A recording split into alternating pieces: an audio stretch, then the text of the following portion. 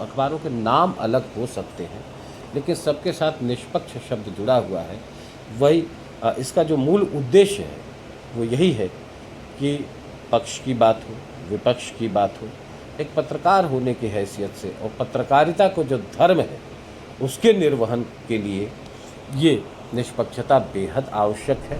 पत्रकारिता जितनी पवित्र रहेगी, निश्चित रूप से हमारा जो वातावरण है जिसको आप जोड़ सकते हैं राजनैतिक परिदृश्य से भी, सामाजिक परिदृश्य से भी, वो सब कुछ बहुत ही अच्छा और सुंदर दिखेगा। दुनिया में सर्वाधिक भाषियों द्वारा बोली जाने वाली जो भाषा है वो हिंदी है।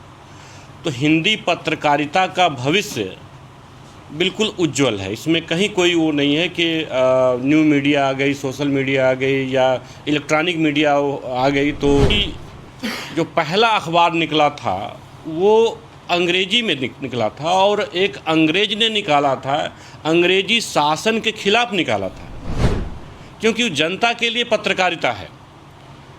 सरकार के लिए तो उसका पत्रकारिता अलग विभाग होता है, उसका अपना भोंपू वाला विभाग होता है जो कह सकते हैं प्रोपेगेंडा विभाग होता है। अच्छे पत्रकार को कैसे परिभाषित किया जाए? कोई एक पक्ष जो जनहित की बात करे जी, जो जनहित की बात करे, ऐसा ना हो कि गला फाड़ फाड़ के खुद ही चिल्ला करके जो विपक्ष की आवाज़ है, जो जनता की आवाज़, उसे ही शांत कर दे। जो सवाल सत्ता से होना चाहिए, जो सत्ताधीशों से होना चाहिए, उससे ना होकर के जनता की तरफ ही सवालों का मुख मोड़ दिया जाता है। जनता को ही दोषी ठहरा दिया जाए, विपक्ष को दोषी ठहरा दिया जाए। सबको देखते हुए हिंदी पत्रकारिता जो है वो आज देश में सबसे आगे और नंबर 1 पर चल रही है, चलेगी। देखिए, पत्रकारिता केवल खबर का लेन देन ही नहीं है, ये हमारी आँख है, हमारा कान है और हमारी आवाज़ भी है।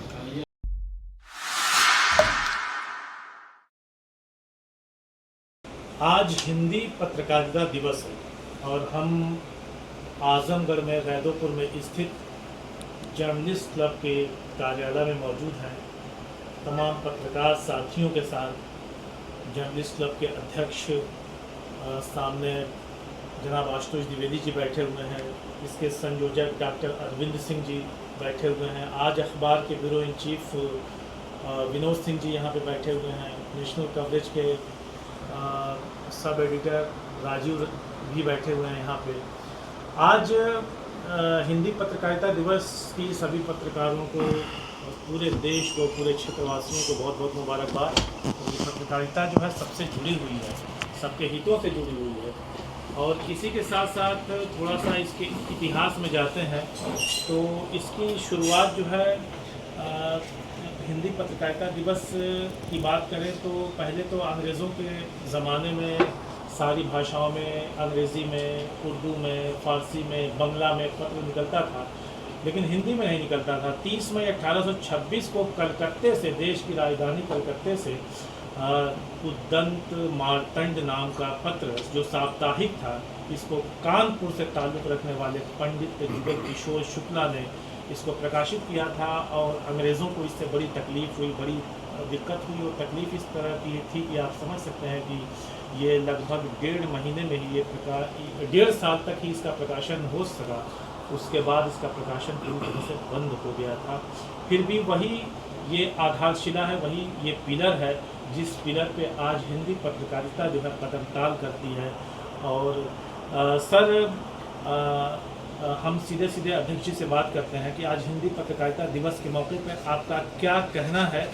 और जब हिंदी पत्रकारिता की शुरुआत हुई थी उस वक्त देश काल परिस्थिति और थी, आज कुछ और है, तो इसके उद्देश्यों और हितों पर आपका क्या कहना है? देखिए, सबसे पहले तो मैं बहुत ढेर सारी आज के दिवस की शुभकामना देना चाहूँगा अपने सभी पत्रकार मित्रों को और जर्नलिस्ट क्लब के सभी सदस्यों को, सभी पदाधिकारियों को, कि आज का जो ये दिवस है हमारे लिए बड़ा ही पुनीत पर्व है, क्योंकि हम लोग हिंदी पत्रकारिता से जुड़े हुए हैं और पिछले 27-28 वर्षों से इसको आगे बढ़ाने में सभी सहयोगी अपना अपना सहयोग कर रहे हैं। तो जैसा कि आपने अभी बताया कि अंग्रेज़ों के ज़माने में हिंदी का अखबार निकालना कितना कठिन काम था और 1826 में 30 मई की आज की ही तारीख है जब जुगल किशोर शुक्ल जी ने इसको जीवंत किया। और आज की तारीख में हिंदी पत्रकारिता से जुड़े तमाम जो स्तंभ हैं, जो धूमकेतु हैं, जिन्होंने अपना प्राणपण इस पर न्यौछावर किया है अखबारी दुनिया में, निश्चित रूप से वह सभी स्मरणीय हैं और सभी के प्रति ढेर सारा भाव सभी पत्रकारों के मन में है। और मैं समझता हूँ कि आज के दिवस में सभी को यही संकल्प लेना चाहिए कि हिंदी पत्रकारिता जितनी पवित्र रहेगी, निश्चित रूप से हमारा जो वातावरण है, जिसको आप जोड़ सकते हैं राजनीतिक परिदृश्य से भी, सामाजिक परिदृश्य से भी, वो सब कुछ बहुत ही अच्छा और सुंदर दिखेगा। और निश्चित रूप से पत्रकारिता को निष्पक्ष के तौर पर आगे बढ़ाना चाहिए। निष्पक्षता जो टैगलाइन ज़्यादातर सभी अखबारों का होता है, उन अखबारों के नाम अलग हो सकते हैं, लेकिन सबके साथ निष्पक्ष शब्द जुड़ा हुआ है।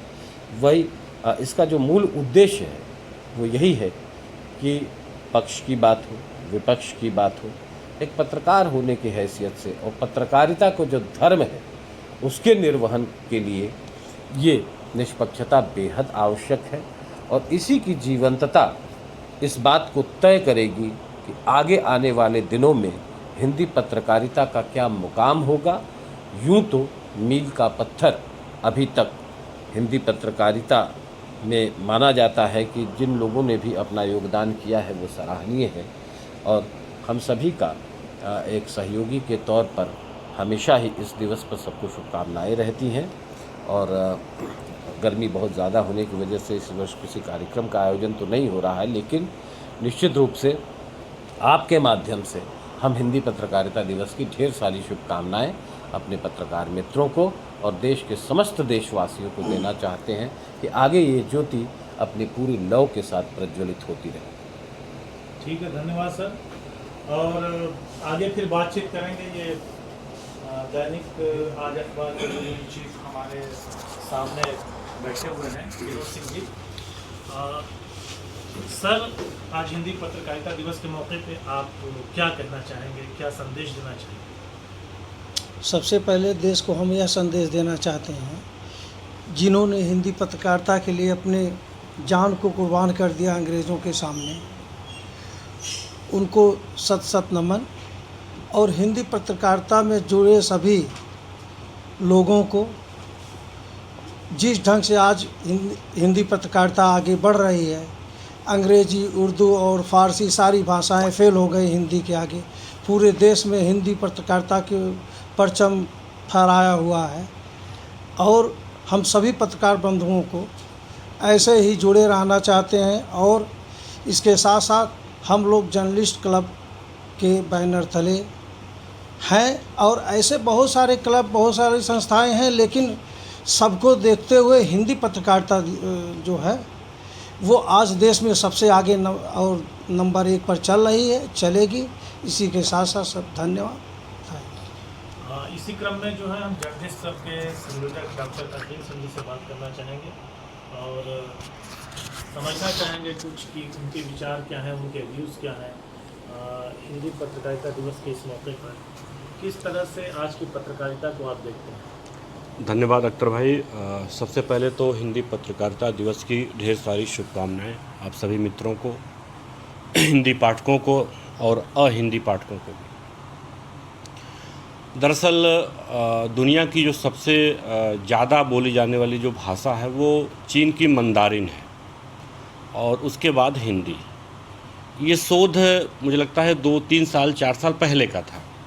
अब जो है हिंदी का जो स्थान है वो मंदारिन से भी ज़्यादा बढ़ के यानी नंबर 1 पर हिंदी हो गया। दुनिया में सर्वाधिक भाषियों द्वारा बोली जाने वाली जो भाषा है वो हिंदी है। तो हिंदी पत्रकारिता का भविष्य बिल्कुल उज्जवल है। इसमें कहीं कोई वो नहीं है कि न्यू मीडिया आ गई, सोशल मीडिया आ गई या इलेक्ट्रॉनिक मीडिया आ गई तो जो प्रिंट मीडिया है इसका भविष्य को लेकर तमाम सवाल उठते रहे हैं। हालांकि विदेश में बहुत सारे ऐसे जगह हैं जहां अखबार अब वो डिजिटल वर्जन में निकलता है, वो प्रिंट वर्जन में नहीं निकलता है, लेकिन हिंदुस्तान में अभी भी प्रिंट वर्जन में, डिजिटल वर्जन में अखबार निकलते हैं। तो अखबार न्यू मीडिया के आने के बाद, इलेक्ट्रॉनिक मीडिया के आने के बाद भी उसकी प्रासंगिकता बिल्कुल बनी रहेगी। और मुझे लगता है ऐसा है कि जो यात्रा है पूरी हिंदी पत्रकारिता की 199 बरस की, 1826 में पहला पत्र जो उदंत मार्तंड अभी आपने जिक्र किया है, जो जुगल किशोर शुक्ल ने निकाला था कोलकाता से, उसके पहले हम बताना चाहेंगे मित्र आपको कि जो पहला अखबार निकला था वो अंग्रेजी में निकला था, और एक अंग्रेज ने निकाला था, अंग्रेजी शासन के खिलाफ निकाला था। अंग्रेजी शासन की जो व्यवस्था थी, उसकी जो कमियां थी, उसको बताने के लिए वो अखबार निकला था। वो अंग्रेजी में निकला था और अंग्रेज ने निकाला था। ये अलग बात है कि अंग्रेज़ों ने उनके खिलाफ भी कार्रवाइयाँ किया और बहुत सारे उनको दिक्कत हुई, लेकिन जो हिंदी पत्रकारिता की जो शुरुआत होती है वो 1826 में 30 मई 1826 से होती है उदंत मार्तंड के साथ। तो जो यात्रा है 199 साल की, इस यात्रा में बिल्कुल उतार चढ़ाव रहा है। कभी क्रांति की ज़मीन से होकर गुजरना पड़ा है। आप देख रहे हैं देश परतंत्र था, औपनिवेशिक काल की स्थिति अगर आप देखिए तो अंग्रेज़ों का गुलाम था। भारत का कोई भी ऐसा राजनेता नहीं था जो पत्रकार न हो। कारण क्या था कि अपने विचारों को प्रकट करने के लिए, अपने अभियान को बढ़ाने के लिए पत्रों के माध्यम से अपने विचारों को वो लिखता था, उसको फैलाता था। तो इस सेंस में महात्मा गांधी इस देश के सबसे बड़ा नेता के रूप में स्थापित होते हैं। तो वो भी हर जनपत्र निकालते हैं और तमाम पत्रिकाओं में वो काम करते हैं, लिखते हैं, पढ़ते हैं। तो पत्रकारिता आप कह सकते हैं कि इस देश की आत्मा रही है। पूरी जो आबादी है उस आबादी का वो एक तरह से मतलब प्राण रहा है पत्रकारिता। जनता और शासन के बीच में पत्रकारिता को चुनना पड़ा है कि किसके साथ रहेगी, तो उसका पहला और आखिरी उद्देश्य होता है कि वो जनता के साथ रहेगी, क्योंकि जनता के लिए पत्रकारिता है। सरकार के लिए तो उसका पत्रकारिता अलग विभाग होता है, उसका अपना भोंपू वाला विभाग होता है, जो कह सकते हैं प्रोपेगेंडा विभाग होता है, उसका जो कर सकते हैं कि जो ये सूचना विभाग होता है। लेकिन जनता की जो आवाज़ है, जनता की जो वॉइस है, उसको रेज करने के लिए पत्रकारिता होनी चाहिए। अब सवाल है कि वर्तमान में जो पत्रकारिता है वह कितनी जनपक्षधर बची है। तो मित्रों, मेरा मत यह है कि इसमें सिर्फ पत्रकारिता अगर कहीं से उसमें गिरावट आई है, कहीं से वो पतित हुई है, तो उसमें सिर्फ पत्रकारों का ही दोष नहीं है, पत्रकारिता घरानों का दोष है। पत्रकारों को दो अर्थों में लड़ना पड़ता है। एक तो खुद की अपनी साख बचाने के लिए, दूसरा जहां वो नौकरी कर रहे हैं उन मालिकानों के हित को भी साधना पड़ता है। दो पार्टों के बीच में साबित बचा न को जैसी स्थिति जो है पत्रकारों की हो। वो न्याय, वो इंसाफ को लिखना चाहता है, मालिक जो अखबार चला रहा है वो लिखने नहीं देता है। उस बीच में एक रास्ता बनाना होता है, वो रास्ता बनाना कितना मुश्किल हो सकता है। आज के परिवेश में आप देखिए, एक पत्रकार के ऊपर अगर कोई मुसीबत आती है तो जिस समाज के लिए वो पत्रकार काम कर रहा है, उस समाज का एक व्यक्ति भी उसके साथ खड़ा नहीं होता है। तो ये पत्रकारिता अगर कहीं से गिरावट आई है, कहीं से उसमें स्खलन हुआ है, उसके लिए सिर्फ पत्रकार ही दोषी नहीं है, ये समाज भी दोषी उतना ही है जितना पत्रकार दोषी है, क्योंकि पत्रकार भी उस समाज का ही हिस्सा होता है।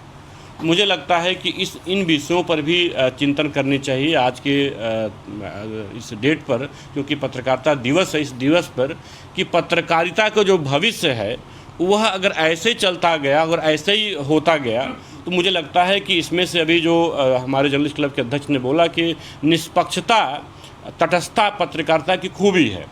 वो दोनों पक्षों को सुनती है पत्रकारिता, देखती है और फिर उसको हूबहू लिखती है।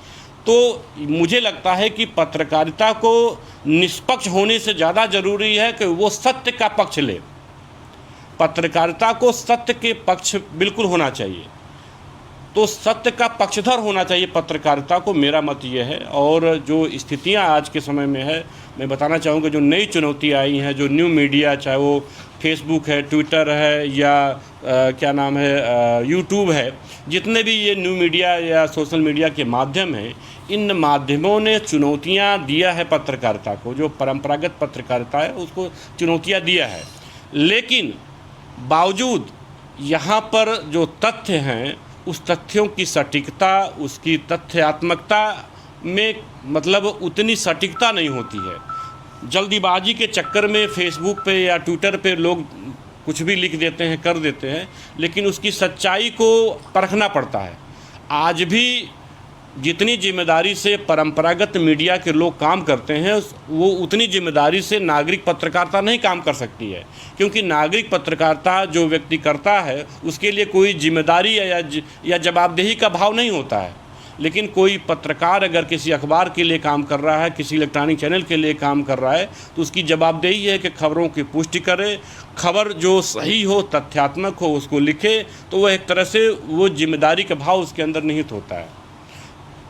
मेरा ये मत है कि आज जो पत्रकारिता की जो स्थिति है और जिस तरीके से अभी कल की बात है कि एक पत्रकार और उसकी पत्नी जहर खा रहे थे कि वो कोई खबर किया था, उस खबर पे उसके खिलाफ उत्पीड़न हो रहा था, तो वो जहर खा रहा था। वो सोशल मीडिया पे बिल्कुल बाकायदा फेसबुक पर वो लाइव आके वो कर रहा था। ऐसे बहुत सारी पत्रकारों के खिलाफ FIR होने, बहुत सारी घटनाएं हो रही हैं। तो ये पत्रकारिता को जो दबाने का जो कुत्सित प्रयास है, चाहे वो किसी भी सरकार के द्वारा हो, तो वह दरअसल पत्रकारिता को नहीं आप दबा रहे हैं, आप लोकतंत्र को दबा रहे हैं। लोकतंत्र के नाम पे आई हुई सरकार लोकतंत्र की ही हत्या करती है। ये मैं इस माध्यम से आपसे बताना चाहता हूँ कि पत्रकारिता को अगर वास्तव में अगर स्वतंत्र कर दिया जाए तो ये लोकतंत्र बहुत ही खूबसूरत हो सकता है। लेकिन कहीं न कहीं से पत्रकारिता को दबाव में रखा जाता है, चाहे वो लोकशाही करे, लोक सत्ता करे, राज सत्ता करे, या कह सकते हैं कि जो पत्रकारों के जो घराने हैं उनको कहीं से नियंत्रित किया जाए, तो वो अप्रत्यक्ष रूप से वो पत्रकार भी नियंत्रित होते हैं और सही बात सामने नहीं आ पाती है। दोस्त, ये है चुनौतियाँ मुझे लगता है।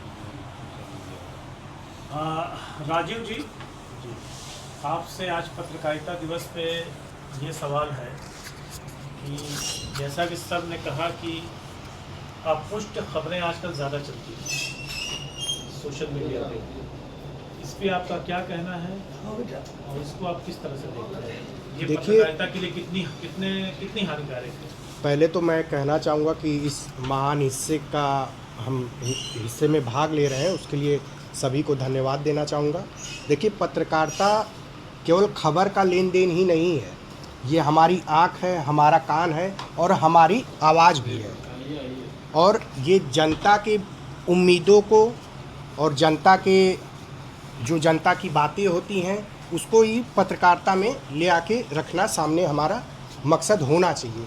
आज जो आपने पूछा है सवाल सोशल मीडिया पे, ये देखिए, सोशल मीडिया पे कोई भी चीज़ें पोस्ट कर देना ये पत्रकारिता नहीं कहलाती है। पत्रकारिता, जैसे हमारे संयोजक जी ने अभी बताया ना, कि उन चीज़ों को करने के लिए आप पहले तथ्यात्मक होइए, वैसी खबरों की पुष्टि करिए। तो ये ऐसे सोशल मीडिया पे तो हम कह सकते हैं कि हर कोई तीसरा आदमी, चौथा आदमी जिसके पास आज टेक्नोलॉजी का ज़माना है, मोबाइल पकड़ ले रहा है, तो वो पत्रकार नहीं हो सकता।